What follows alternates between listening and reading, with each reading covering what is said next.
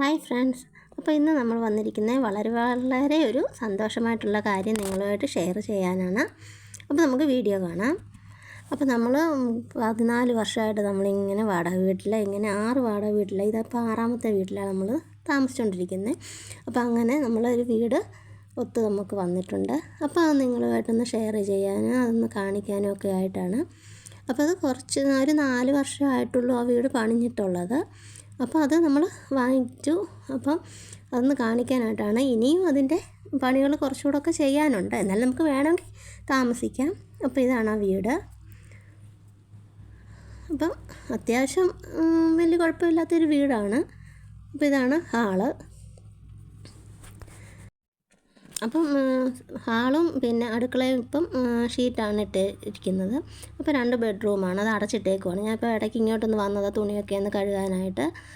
പിന്നെ ഇതൊരു ബാത്റൂം. അപ്പോൾ ഇതൊക്കെ ഇനി പിന്നീട് ഞാൻ തുറന്ന് കാണിക്കാം. ഇത് നമ്മൾ ഈ ഹാളിൽ നിന്ന് നമ്മൾ കിച്ചണിലേക്കാണ് കയറുന്നത്.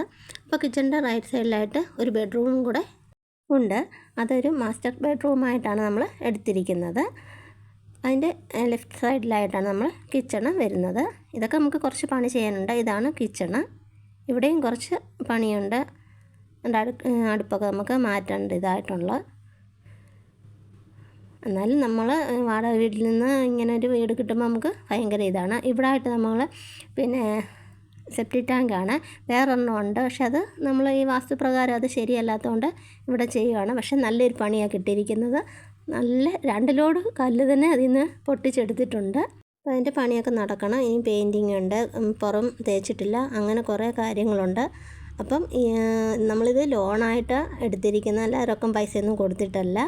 നമ്മൾ മേടിച്ച് മുറ്റത്ത് തന്നെയാണ് ഒരു ചീമപ്പുളി. ഇതിൽ എന്നും ഉണ്ട്, അല്ലാതെ സീസണിൽ മാത്രമല്ല ഇത് ഉണ്ടാകുന്നത്, ഡെയിലി ഉണ്ട്.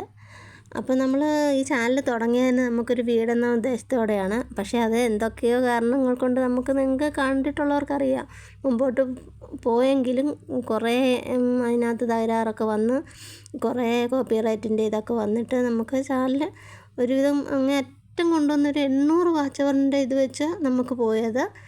പിന്നെ ഒന്ന് ഞാൻ ട്രൈ ചെയ്തുകൊണ്ടിരിക്കുകയാണ്. അപ്പോൾ നിങ്ങളെല്ലാവരും ഈ വീഡിയോ കണ്ട് മാക്സിമം എന്നെ സപ്പോർട്ട് ചെയ്യുക, വീഡിയോ ഷെയർ ചെയ്യുക. അപ്പോൾ ഇനിയും വീടിൻ്റെ പണിയൊക്കെ കഴിഞ്ഞതിന് ശേഷം നമ്മൾ വീഡിയോ ഫുള്ളായിട്ട് കാണിക്കുന്നതായിരിക്കും.